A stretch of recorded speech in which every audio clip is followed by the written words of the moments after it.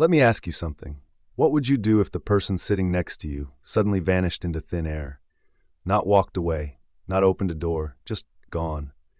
I know that sounds impossible, like some campfire ghost story, but I swear to you, it happened to me, and I've carried the weight of it ever since. I've been behind the wheel of 18-wheelers for decades. I've seen every kind of storm, every kind of road, every kind of strange thing you can imagine. But nothing, ever rattled me the way that night in Nevada did. Even now, years later, when I close my eyes, I can still see her face in the passenger seat, pale, distant, almost like she was already halfway gone. It was the mid-90s. Somewhere around 2 a.m. I was running long-haul freight through Nevada, one of those stretches where the desert swallows everything. No gas stations, no houses, not even another set of headlights on the road. Inside the cab, all I had was the steady drone of the engine and the faint glow of the dashboard. The radio? Nothing but static. Out there, the night feels alive. The darkness presses in on you like it wants to swallow your truck whole. Hours on the road alone does strange things to your head. You start hearing phantom voices in the static. You catch shadows moving in the corners of your eyes. You tell yourself it's just the exhaustion, just the desert playing tricks. That's what I told myself, at least until I saw her. I spotted her out of the corner of my eye at first. A slim figure on the shoulder of the road, standing completely still, her thumb raised halfway like she wasn't sure she even wanted a ride. For a moment, I thought it had to be a mirage. Out there, heat waves and shadows can trick you, even at night. But as I rolled closer, the headlights fell across her, and my stomach dropped. She was real. A young woman, maybe early 20s, with long hair and pale skin that almost glowed under the headlights. She wore a light dress under a denim jacket, clothes that had no business out in the freezing desert night. Something about her didn't fit. She looked too fragile, too out of place, like a photograph that had been cut and pasted into the wrong background. I pulled over, rolled down the passenger window, and asked if she needed a ride. Her eyes barely met mine when she nodded. Her voice when she spoke was soft. So soft I almost didn't catch it over the rumble of the truck. "Just a few miles down the road," she whispered. There was something odd in the way she moved, too. Like her body was there, but her mind was somewhere far away. Still, I told her to climb in. She eased herself into the passenger seat, her hands folded tightly in her lap, her shoulders drawn in like she was trying to disappear into herself. I figured maybe she was scared. Anyone would be, hitchhiking alone in the desert. But the silence that followed was heavier than fear. It was something else, something colder. We drove in silence. I tried small talk, asked where she was headed, if she had family nearby. She gave nothing back, just single words, nods. Her eyes never left the window, staring out into the desert like she was looking for something I couldn't see. And the air inside the cab, it changed. The warmth from the heater couldn't cut through the chill that settled in. I kept rubbing my arms, thinking maybe I was imagining it. But I swear, with her sitting there, it felt like the desert night had crept inside with us. Every time I glanced her way, her features seemed softer, harder to focus on, like she was fading just a little more with every mile. And then it happened. I checked my side mirror, habit, making sure no one was behind me. I swear my eyes were off her for no more than 2 seconds. When I looked back, the seat was empty. No sound, no movement, no click of the door, just gone. I nearly lost control of the wheel. I slammed the brakes, tires screeching on the asphalt, heart hammering so hard I thought I was going to pass out. I threw the truck in park and leaned across, fumbling at the seat, the floor, the door handle. But there was nothing. The door was locked. The seatbelt still hung loose, untouched. I jumped out of the truck, stumbling into the middle of the highway, half expecting to see her lying on the asphalt. But the road was empty. No footprints in the dust, no sound but the desert wind. I called out into the night, my voice cracking, echoing off the nothingness. No answer. Just silence stretching for miles in every direction. I can't describe the fear that gripped me then. It wasn't the fear of danger. It was the fear that reality itself had broken right in front of me.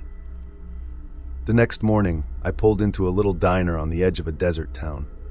I hadn't slept a wink. My hands still shook as I wrapped them around a mug of black coffee. When I finally told the story to a couple of locals sitting nearby, I expected them to laugh, maybe call me crazy, maybe blame the lack of sleep. But they didn't laugh. They didn't even smile.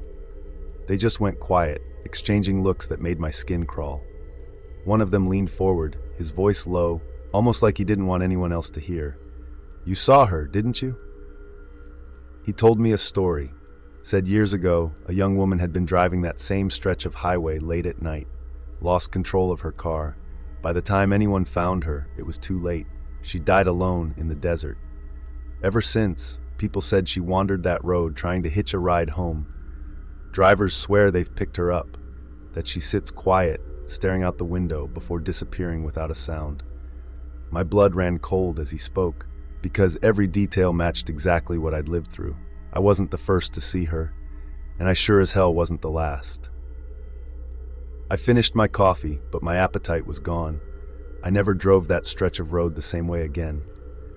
To this day, when I pass through Nevada, I keep my eyes fixed on the asphalt, praying I don't see her again. But sometimes when the desert night is too quiet, I swear I can feel it. That icy weight in the passenger seat.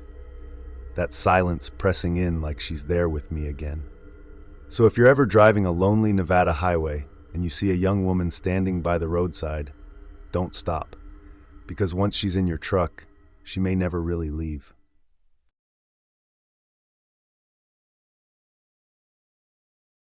Have you ever stepped into a place that felt wrong the second you crossed the threshold? That's exactly what happened to me and my hunting partner back in 2014, deep in the Alaskan bush. We found a cabin, rotting, half hidden by the trees, and inside we stumbled upon something that I still can't explain. Children's shoes, dozens of them, all neatly lined up like a display, and journals, pages upon pages filled with strange ramblings about feeding the woods. But the worst part, when we brought the authorities back, the entire cabin had been burned to the ground. My buddy Kevin and I had been out hunting moose for days. We were about 40 miles from the nearest road, surrounded by endless wilderness. It was one of those places where silence presses down on you, broken only by the wind in the trees and the distant call of ravens. We weren't just tired, we were disoriented. Our GPS kept glitching, and we hadn't seen fresh tracks in hours.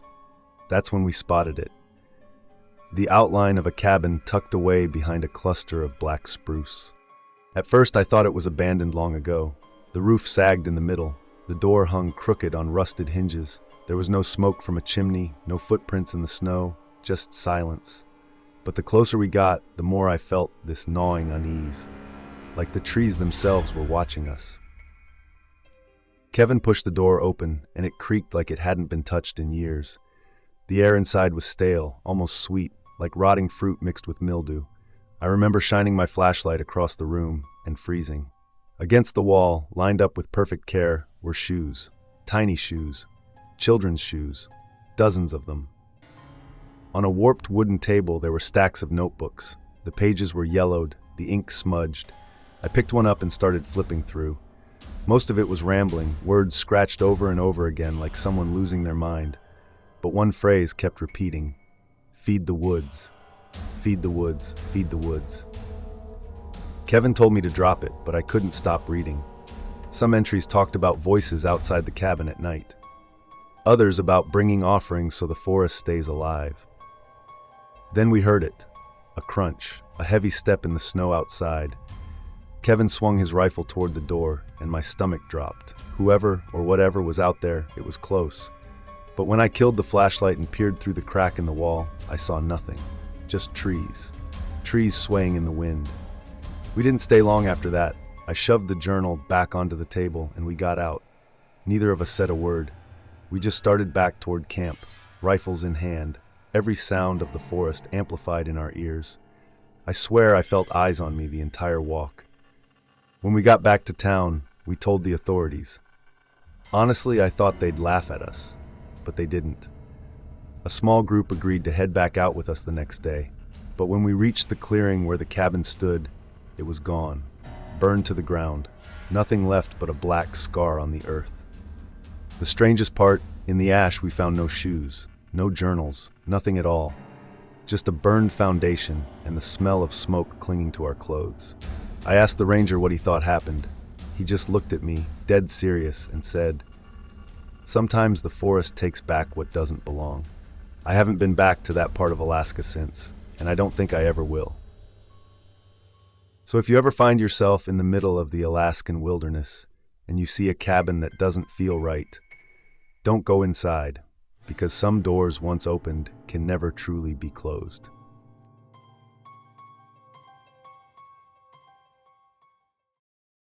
Have you ever been out in the middle of nowhere, with no towns for miles, no houses, no lights, just you, the dark, and an endless stretch of road, and suddenly heard something you shouldn't have? Not just a noise, not the wind, not an animal, but something human, something broken. In 2006, I heard it. My wife heard it too. We were driving along the backroads of West Texas, cutting through oil country late at night. It was supposed to be just another long, boring drive, but what we experienced instead has stayed with me ever since. That night, I thought I was hearing a woman crying for help, but the longer it went on, the more I realized it wasn't a woman at all. It was something much older, something that wanted us to stop, and maybe never leave. My wife and I were driving late at night, cutting through the oil fields on our way back to Odessa.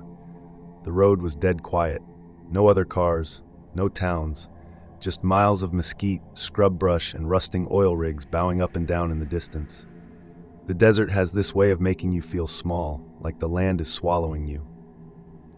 We were listening to some old country music on a scratchy radio when I told her, "Something doesn't feel right out here." She laughed, but I could tell she felt it too. Around midnight, we slowed down to make a turn when I heard it, a sound I'll never forget. It was faint at first, like a woman sobbing, muffled and far away. "Do you hear that?" I asked my wife. She turned the radio off. The sound grew clearer. Someone out there in the dark was crying. It wasn't a scream, not a call for help, just raw, broken sobs like a mother grieving. We pulled over. I grabbed the flashlight from the glove box and stepped out. The night air was heavy, carrying the smell of oil and dust. My boots crunched on gravel as I called out, "Hello? Are you all right? Do you need help?" The sobbing grew louder, circling us somehow. It was impossible to tell where it was coming from. The beam of my flashlight cut through mesquite bushes and barbed wire fences, but there was no one there. I walked a few steps from the car, sweeping the light across the brush. My wife called out nervously, "Do you see her?" But there was nothing. Then the crying shifted. One moment it was behind me, the next it was in front of me, closer, like it had moved through the darkness itself. My stomach dropped. That's when I realized this wasn't someone lost out here. This was something else. We jumped back into the car and locked the doors. I pressed the gas, tires spitting gravel, and we sped off down the road. But the sound didn't stop. The sobbing followed us. At first it was faint, carried by the wind. But the faster we drove, the closer it seemed to cling to us, like the crying was running alongside the car in the darkness. Then, without warning, the crying turned into a scream. A woman's scream, so sharp, so broken, it felt like glass shattering inside my skull. My wife covered her ears and screamed too. It was as if she was right there with us in the back seat. I slammed the brakes, skidding across the dirt shoulder, headlights swinging wildly into the dark. But when we looked back, the road behind us was empty. I didn't wait. I floored it. We drove like hell until we hit the faint glow of Odessa's city lights. The crying finally stopped, just like that. Silence. We pulled into a gas station, both of us shaking, drenched in sweat. The clerk saw our faces and said, "Y'all look like you seen a ghost." When I told him what happened, he just nodded slowly and said, "You heard her, La Llorona, the sobbing woman. Folks hear her out here sometimes. Don't stop for her. Never stop." That night has haunted me ever since. Because I swear to you, whatever was crying out there, it wasn't human. It followed us through the desert like it wanted us to stop, like it wanted us to open the door. And I keep thinking, if we had stayed just a little longer, or if we had let it catch up to us, we might not have made it back at all. So the next time you're driving down an empty back road and you hear a woman crying in the dark, don't stop, don't even slow down. Because La Llorona is still out there, searching for someone to take with her. If you like these horror stories, please like and share this video and subscribe to the channel for more true horror stories. And if you'd like to support the channel even more, consider joining our channel membership.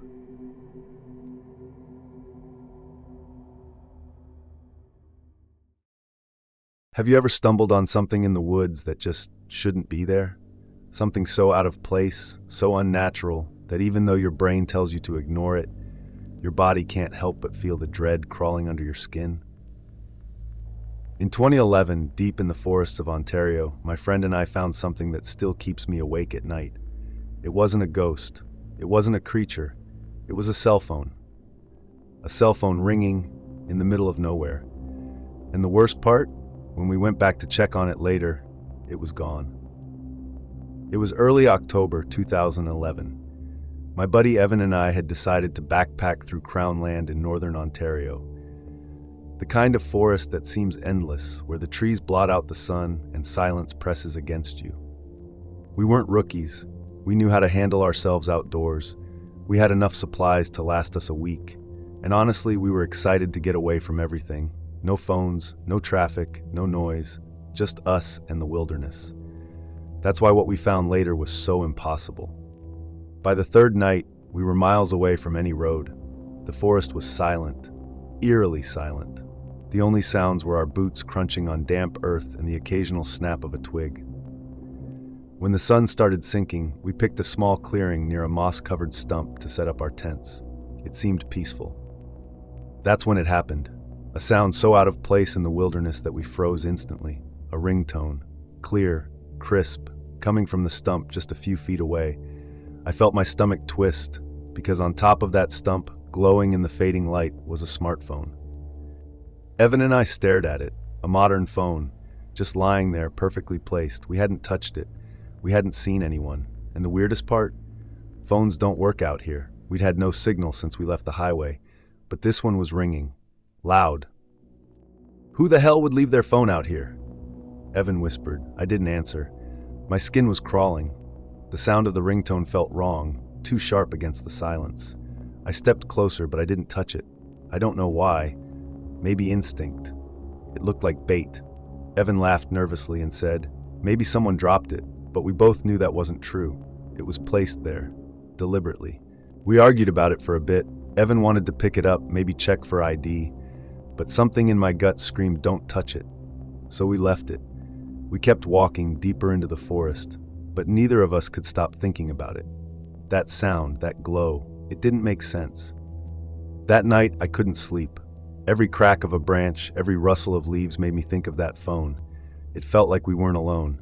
Around midnight, the sound came again, faint, muffled, the ringtone. I shot up in my tent, and Evan did too. It was still out there. By dawn, I couldn't take it anymore. I crept back to the stump. The moss was damp with dew, but the phone was gone. Not dropped, not fallen, gone, like it had never been there. Evan swore he hadn't touched it, and neither had I. I searched the ground around the stump, expecting footprints, drag marks, anything, but there was nothing. No tracks, no disturbed earth, just untouched forest floor. How could something vanish without a trace? That day, neither of us spoke much. We just packed up and kept walking, but the silence between us said it all. Something was wrong. I kept glancing over my shoulder, expecting to see someone following, but there was never anyone there. By the next evening, we camped near a small lake. For a while, I almost convinced myself it had been a weird coincidence, until, just as I started drifting off, I heard it again, that same ringtone. But this time, it was coming from the woods across the lake. We never saw the phone again, but for the rest of the trip, the sound followed us. Faint, always distant, always moving, like something wanted us to come looking. We cut the trip short and hiked back to civilization, but I swear, some nights, when the wind is just right, I still hear that ringtone echoing in my head. To this day, I can't explain it. A phone ringing, perfectly placed in the middle of the forest, gone without a trace. I don't know if someone was out there watching us. I don't know if it was some kind of trap, or if it was something far worse, something that doesn't want to be explained. But I do know this: the forest is patient. And sometimes it leaves things out for you to find, things that should have never been found. So tell me, what do you think we found out there? A lost phone? A prank? Or something that doesn't belong in this world? Whatever it wasn't human. And it's still out there waiting for the next person to hear it ring.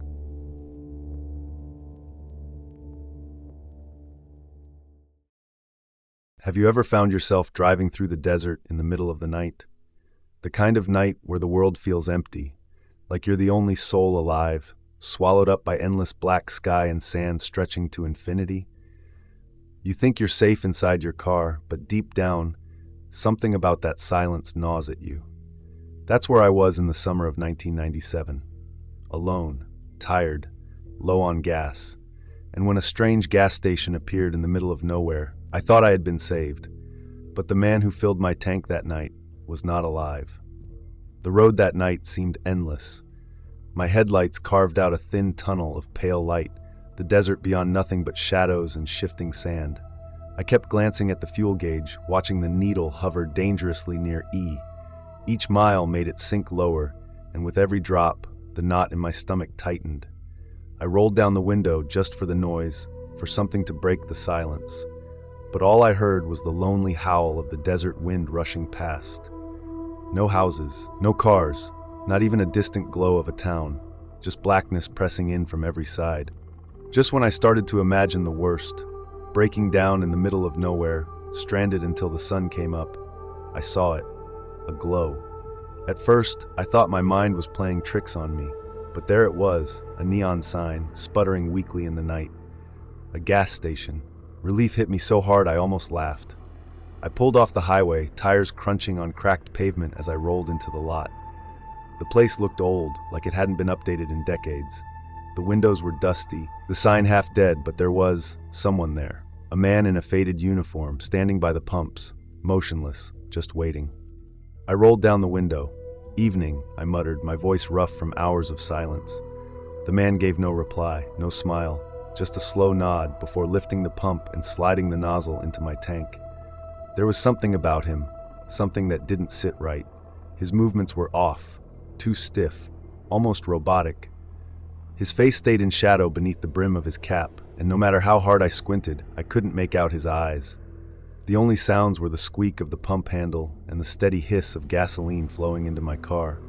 I tried small talk, asked how long he'd been out here, if the station ever closed, if there were any towns nearby. Nothing, not even a grunt. He might as well have been a statue. When the pump finally clicked, I reached for my wallet and stepped out of the car. That's when everything changed. I turned to thank him, but the man was gone. The pump nozzle hung loose, swinging gently. The station itself, dark, no buzzing lights inside, no hum of electricity, nothing. The air felt heavy, like the world had been sucked empty in the blink of an eye. The station was abandoned, utterly empty, and yet my tank was full. I circled the building. No footprints, no tire marks. The air smelled faintly of burnt wood, like a fire long gone. I stood there, staring, my body trembling with a feeling I can only describe as wrong. My rational mind screamed that none of this made sense, but my instincts told me something darker. I wasn't supposed to be here. I bolted, jumped into my car, slammed the door, and fumbled with the keys like a child. The engine roared to life, and I hit the gas so hard gravel spit out behind me. In the rearview mirror, I saw the neon sign flicker once, twice, and then go black, swallowed by the desert night. It was as if the station had never been there at all. I drove without stopping, without thinking, until the horizon began to glow with morning light. By sunrise, I rolled into a small town, exhausted, shaken, but alive. I found a diner and stumbled inside, the smell of coffee and bacon grounding me back in reality. I told the waitress about the strange station, about the silent man who filled my tank and disappeared. She stopped mid-step, the color draining from her face. "You must be mistaken," she whispered. "That station burned down 10 years ago. Fire gutted the place. The night worker, he didn't make it out. Folks around here say sometimes he still shows up, helping travelers who run low on gas, just before he vanishes." Her voice cracked on that last word, and suddenly, the coffee in my hand didn't warm me anymore. I never took that road again, never risked it. But sometimes, even now, late at night when I'm driving alone, I swear I can smell gasoline. I hear the faint hiss of a pump handle, and I feel eyes on me, watching from the darkness. And every time I can't help but ask myself, that night, when my tank was filled in the middle of nowhere, was it really gasoline? Or was it something else entirely?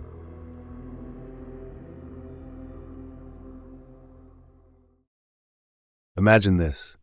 You're miles deep in the woods, so far out that no road, no cabin, no human voice can reach you. The forest is silent, suffocating, and then you see it, a fire. A campfire, flickering warm and alive in the distance. You hike toward it, desperate for company, desperate for light, but every time you get close, the fire is gone. That happened to me in 2008, and the next morning, what I found left me with a question I still can't answer. What exactly was trying to lure us in that night? I was 25, restless, and chasing adventure. My best friend Ryan was the same. That summer we decided to backpack the Oregon Cascades. Rugged mountains, deep pine forests, valleys so isolated that even park rangers barely passed through. We wanted remoteness, real wilderness, the kind of place where your phone has no service and your mind has no distractions. We joked that it was the kind of trip where if we vanished, no one would find us for months. And back then, that danger was part of the thrill. By the third night, the excitement had worn off a little. The forest felt different once the sun went down. The silence was the kind that gnaws at you. No crickets, no owls, not even the wind through the branches. Just our footsteps, crunching pine needles and twigs, like we were trespassing in some sacred, forbidden place. Every shadow seemed to lean toward us. Every gust of wind felt like a whisper, and the further we went, the heavier that silence pressed on my chest, as though the woods themselves were waiting, listening. Then, through the thick weave of trees, I saw it first. A flicker, a glow, faint but unmistakable. Firelight. At first, my heart lifted. In a wilderness that vast, the odds of stumbling across another group of campers were slim. But there it was, a fire burning in the distance, just far enough to seem out of reach. It looked inviting, a promise of warmth, of human voices, of safety. Ryan grinned like a kid. "Finally, other people," he said, relief written across his face. But me, I couldn't shake the feeling that something about the way it flickered wasn't quite right. We didn't even talk much about it. Curiosity just kind of pulled us forward. We adjusted our packs, tightened our boots, and turned toward the glow. But even as I followed Ryan, I hesitated. Every instinct told me something was off. I had camped for years, seen plenty of fires, but this one didn't behave the same. It didn't seem to light the trees around it. It didn't grow brighter as we drew closer. It just hung there, a flicker in the dark, waiting for us. We pushed through the brush, following the glow for what felt like 20 minutes. Every time we thought we were close, the fire seemed just beyond the next rise, the next cluster of trees. Finally, we broke into a clearing. I braced myself to see people, tents, maybe even hear voices. But instead, darkness. No fire, nothing but empty forest floor. Ryan muttered under his breath, frustrated. We turned in circles, shining our flashlights, but there was nothing. And then, like a cruel joke, it appeared again, just deeper in the woods. We laughed nervously, trying to brush off the unease. "Guess we misjudged it," Ryan said. But I noticed something. The glow didn't look like it was burning logs. It didn't rise and fall like real flames. It was too steady, too deliberate, and once again it pulled us in. At some point I realized we weren't choosing to follow it anymore. It was leading us, deeper, further, away from the path we'd planned. And the more I thought about that, the colder my blood ran, because what kind of fire wants to be followed? Finally, Ryan stopped. He dropped his pack onto the dirt, shoulders slumping in defeat. "I'm done," he said. "Whatever it is, it doesn't want us to find it." He was right, and though my body screamed for rest, my mind was still buzzing with unease. We pitched the tent in the middle of a clearing, too drained to keep searching. At dawn, we decided to go back. We told ourselves it was just curiosity, but I think deep down we needed to prove we weren't crazy. We followed the direction where the glow had last appeared, stumbling through wet brush, our boots sinking into moss. And then we found it. A circle. A perfect blackened circle of scorched earth in the middle of the clearing. The soil charred, the air still faintly acrid, like something had burned there only hours ago. But there were no ashes, no logs, no campsite, just the mark of fire without the fire itself. I've told myself for years that it was some strange trick of the eyes, some wandering backpackers we just never caught up with. But when I close my eyes at night, I see that glow.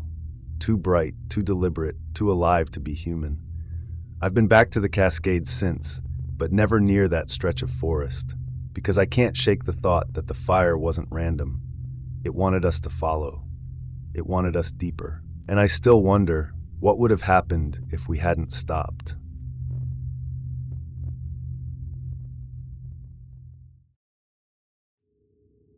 I want you to imagine this for a second. You're driving alone in the middle of nowhere, in the dead of night. Your headlights are the only thing keeping the darkness at bay. The road is so empty, so quiet, it feels like you're the only person left on Earth. That was me, back in the summer of 2002. I was cutting through the backroads of Wyoming, just trying to make it to the next town before exhaustion caught up to me. And that's when it happened. 1 second, the road was empty. The next, a figure stepped right out into my lane. I swerved so hard the tires screamed against the pavement, the seatbelt digging into my chest. My whole body braced for the impact, for the sound of shattering glass, for the jolt of steel crushing flesh. But there was nothing, no sound, no thud, no scream. I passed straight through him, like he was made of smoke. The strange part is, just minutes before, it was almost peaceful. That stretch of Wyoming road is like another world at night. No towns for miles. Not a single pair of headlights behind me, just the glow of my old Chevy's dashboard clock. 1:47 in the morning, and the faint hum of the engine. At first, I thought it was an animal, maybe a deer, something darting out from the side of the highway. But the second my headlights hit him, I realized this was no animal. It was a man. Tall, lanky, dressed in something dark that swallowed the light. And here's the thing that still keeps me up at night. He didn't run, didn't stumble, didn't even turn his head. He just stepped out into the road, calm as anything, like he wanted me to hit him. When I swerved and felt my truck cut through that figure, the air inside the cab turned ice cold. The kind of cold that bites straight through your skin. Like someone had opened a freezer door in the middle of the desert. I slammed on the brakes so hard my seatbelt nearly crushed my ribs. The truck skidded to a stop, the smell of burning rubber filling the cab. My hands were locked around the steering wheel, shaking, slick with sweat. I forced myself to check the rearview mirror. I knew what I'd see. A crumpled body sprawled across the asphalt, blood pooling under my headlights. But when I looked back, there was nothing. Just the black stretch of road, glowing red under my taillights. That was the moment I realized I hadn't hit a man. I hadn't hit anything. And that's when the real fear sank in. I jammed my foot down on the gas and tore down that highway faster than I should have, my eyes darting to every shadow on the side of the road, waiting for him to appear again. When I finally saw the faint glow of a town ahead, just a cluster of lights on the horizon, it felt like salvation. The first building I came across was a little diner. An old neon sign buzzed and flickered out front, casting a faint glow across the cracked parking lot. Inside, it was warm, bright, alive. I slid into a booth by the window, my hands trembling so badly I nearly spilled the water the waitress set down. She took one look at me and frowned. "Honey," she asked, "you all right?" I didn't know how to answer. After a few moments, I forced myself to tell her what happened. How I saw a man step onto the road, how I swerved, how I should have hit him, but didn't. The whole time, she didn't look shocked.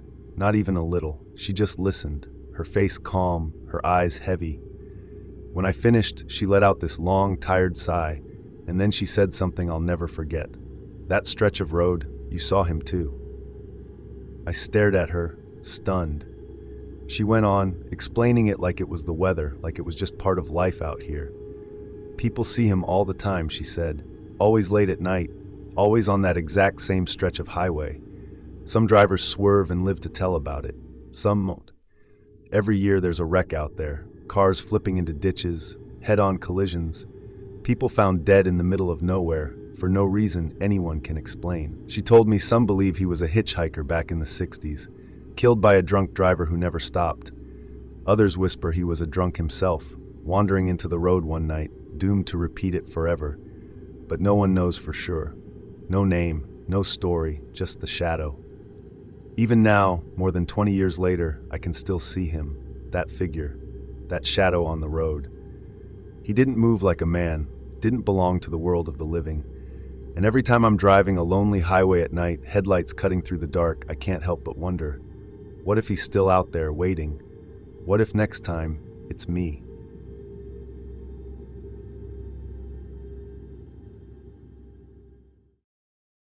Have you ever heard something so horrifying that you couldn't even tell if it was human? In the summer of 1999, I camped deep in the Appalachian Mountains with a few friends. I thought I knew what fear was. I thought I knew what the woods could hold. But nothing could prepare me for the night we heard screams circling our camp, screams that didn't belong to any living thing. I can still hear them, even now. It started as an ordinary trip, just me, my friend Luke, and my cousin Sarah. We wanted a weekend off the grid, somewhere remote, untouched, away from the chaos of town. Locals told us about a valley tucked deep in the Appalachians. Hardly anyone went there anymore. They said it was beautiful, quiet, and forgotten. That should have been a warning, but we didn't listen. We hiked in, heavy packs digging into our shoulders, they following an old logging trail until it vanished into thick brush.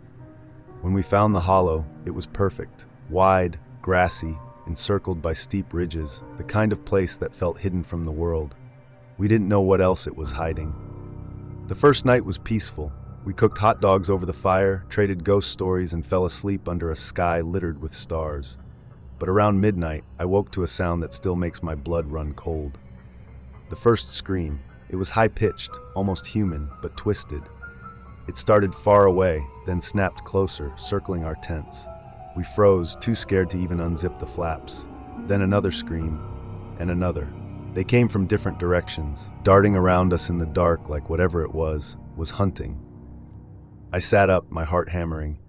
Sarah whispered from her tent, "Was that a person?" Luke unzipped his tent and hissed, "Quiet, just listen." The screams came again, this time closer. They weren't coming from one spot.